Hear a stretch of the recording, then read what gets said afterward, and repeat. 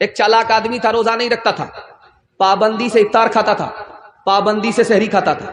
بیوی سے کہتا میں روزے سے ہوں فلوری بناؤ، بیٹی سے کہتا تھا میں روزے سے ہوں پکوڑی بناؤ. اور جب بھوک لگے پیاس لگے تو کرتا کیا تھا؟ لنگی اور گمچھا لے کر کے دریا کے کنارے آتا اور ڈبکی مارتا، منہ کھول کر کے جی بھر کے پانی پی لیتا تھا. 99 دن چور کے ایک دن کوتوال. ایک دن پلان کے حساب سے آیا، بھوک لگی پیاس لگی، لنگی پہن کر کے گمچھا اتار کر کے جیسے ہی ڈبکی ماری منہ کھولا، ٹنگڑا مچھلی منہ میں گھس گئی. اوپر کا کانٹا اوپر، نیچے کا کانٹا نیچے، منہ با دیا. ڈاکٹر کے پاس جب لایا گیا تو کہا کس منحوس کو لے کر کے آئے ہو؟ مچھلی کا کچی مچھلی منہ میں اور کانٹا اوپر اور نیچے، بات کیا ہے؟ تب لوگوں کو سمجھ میں آیا گھوٹالا کرتا تھا، روزہ نہیں رکھتا تھا، پابندی سے افطار کھاتا تھا، اوپر سے پھٹ پھاٹ تھا، نیچے سے مقامہ گھاٹ تھا.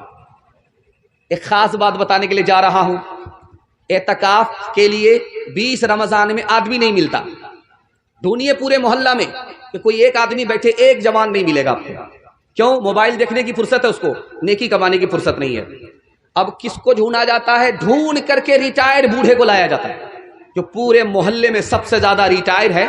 اس کو لا کر کے بٹھایا جاتا کہ آپ تو فری ہیں، بیڑی پیتے رہیے گا، اعتکاف میں بیٹھے رہیے گا. اب ان کو لایا جاتا ہے. جو بوڑھا اپنا بوجھ نہیں اٹھا پاتا اس کو کرائے میں لڑ کے بٹھایا گیا ہے پورے محلے کا بوجھ اٹھانے کے لیے. مسلمانوں نے اعتکاف کا تماشا کر دیا. اور ہماری تراویح کتنے دن میں ختم ہو جاتی ہے؟ 10 دن میں. تراویح کتنے دن میں ختم ہو رہی ہے؟ 15 دن میں. اللہ کا بندہ، یہ تراویح ختم نہیں ہو رہی ہے، قرآن ختم ہو رہا. تراویح تو چاند سے شروع ہوتی ہے، چاند پر ختم ہوتی ہے. یہ ختم قرآن ہو رہا ہے. 20 رمضان سے پہلے چھٹی ہو گئی، کوئی بھی نماز پڑھنے کے لیے مسجد میں نہیں آ رہا ہے، بازار میں کپڑا خریدنے کے لیے جا رہا ہے، مسجد میں نہیں آ رہا ہے. رات آئی شب قدر کی 21ویں کو، 23ویں کو، 25ویں کو، 27ویں کو، 29ویں کو، اور یہ بدنصیب اپنے دامن کو نیکی سے بھر نہیں سکا. دھوبی کے گدھے سے بدتر رہا، نہ ادھر کا رہا نہ ادھر کا. ایک خاص بات، رمضان میں تراویح کے لیے کمیٹی بیٹھتی ہے، پلان ہوتا ہے. ایسا حافظ چاہیے جو ریلا حافظ ہو، ریلا، ایک دن میں دلی پہنچا دے. راجدھانی ہو، شتابدی ہو، تمام اندھوں میں کانا راجا. ایک حافظ آ گیا. اس نے کہا آپ لوگ تراویح سننا چاہتے ہیں؟ کہا ہاں. کہا کتنے دن میں سننا چاہتے ہیں؟ کہا آپ کتنے دن میں سنا سکتے؟ کہا ایک دن میں آپ ہمارے پیچھے آنکھ بند کیجئے، ہم آپ کو سیدھا دلی پہنچا دیں. بولا نہیں بہت بھاری ہو جائے گا، 3 دن میں ختم کیجئے. پہلا دن آیا 10 پارے ہو گئے، دوسرا دن آیا 20 پارے ہو گئے، تیسرا دن آیا تو اعلان کیا مبارک ہو تراویح ختم. ایک آدمی پیچھے تراویح سن رہا تھا، اس کو سورہ یاسین یاد تھا. اس نے کہا پورا قرآن پڑھ دیا، سورہ یاسین نہیں آئی، ضرور گھوٹالا کیا. یعلمون تعلمون کر کے دلی پہنچایا. کہا حافظ صاحب برا مت مانیے گا، آپ لگتا ہے گھوٹالا کیے ہیں. آپ نے یعلمون تعلمون کر کے قرآن ختم کیا ہے، سورہ یاسین تو نہیں آئی. تو یہ سمجھ گیا میری چوری پکڑی گئی. اب یہ نکلنے کا راستہ تلاش کر رہا ہے. یہ کہتا آپ نے بالکل صحیح کہا، میں نے جان بوجھ کر کے چھوڑ دیا تھا. سورہ یاسین زندہ پر نہیں پڑھی جاتی ہے، مردہ پر پڑھی جاتی ہے. اگر میں کھڑے کھڑے پڑھ دیتا، آپ لوگ کھڑے کھڑے ہوتے تو سب لوگ گھلٹ جاتے، سب کا جنازہ اٹھ جاتا، اس لیے چھوڑ دیا تھا.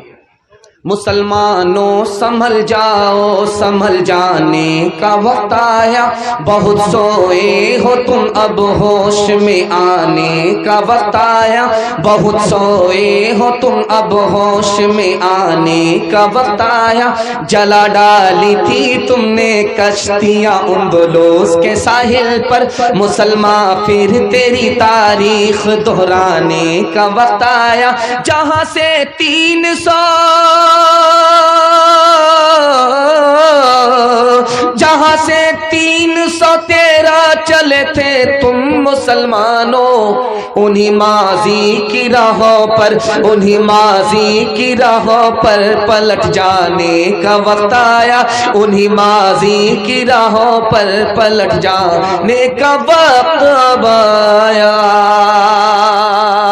ختم تراویح میں زیادہ ہوں گے، سورہ تراویح میں کم ہوں گے. ہاتھ اٹھائیے انشاءاللہ. یہ دیکھیے ہاتھ اٹھانے والے کہاں ہیں؟ یہ سسرال میں ہے کہ پنڈال میں؟ ذرا انصاف کیجیے.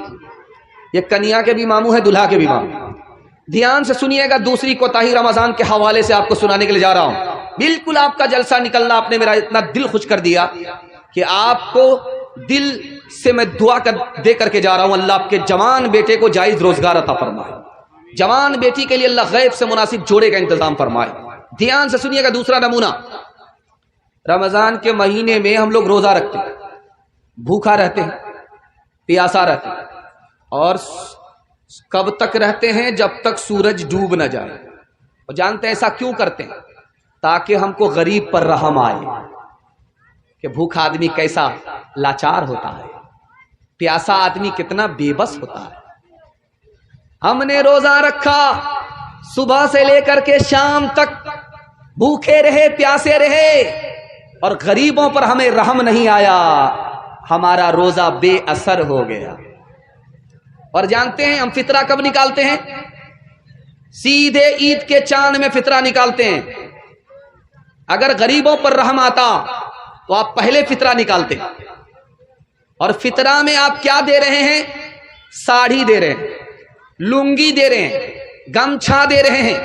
اگر آپ غریبوں پر رحم کھاتے تو آپ کو پیسہ دینا تھا، پیسہ دیتے، پیسہ میں 50 ضرورت پوری ہو جاتی ہے، لنگی سے دوائی کا مسئلہ حل نہیں ہوتا، گمچھا سے بھوک اور پیاس کا مسئلہ حل نہیں ہوتا۔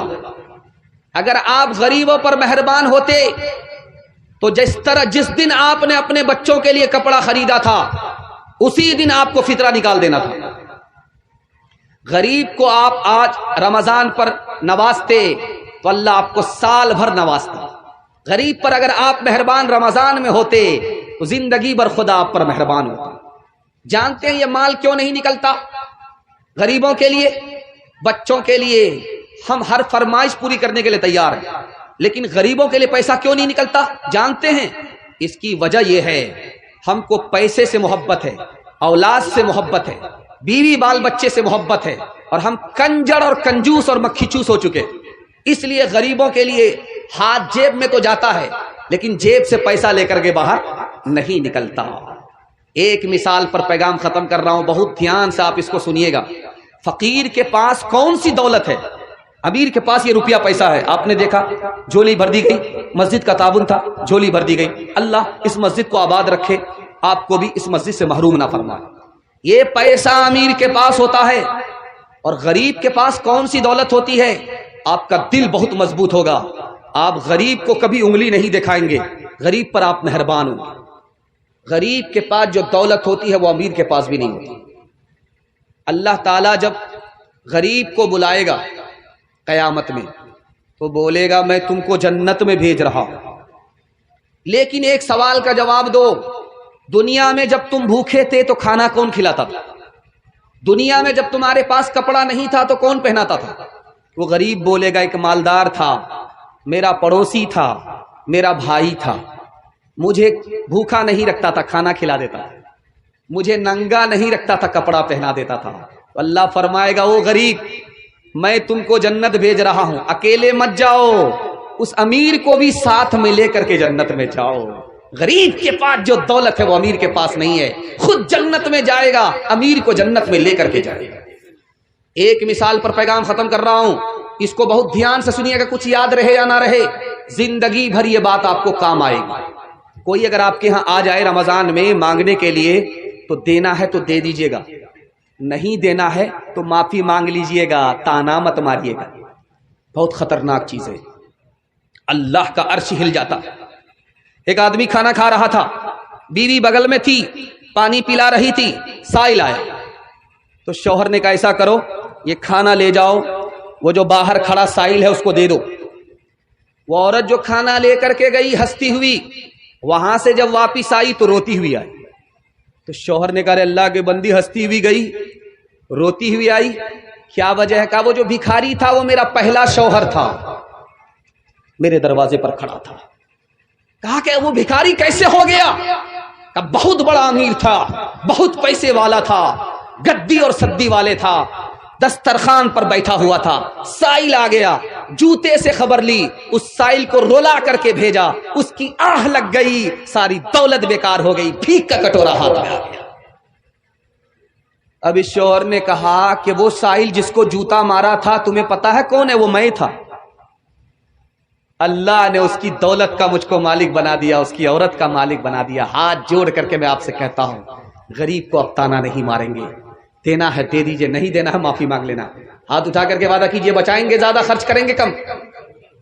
وہ نبیوں میں رحمت لقب پانے والا، مراد غریبوں کی برلانے والا، وہ نبیوں میں رحمت لقب پانے والا، مراد غریبوں کی برلانے والا، وہ اپنے پرائے کا غم کھانے والا، مصیبت میں غیروں کے کام آنے والا، فقیروں کا ملجا، ضعیفوں کا ماوا، یتیموں کا والی، غلاموں کا مولا۔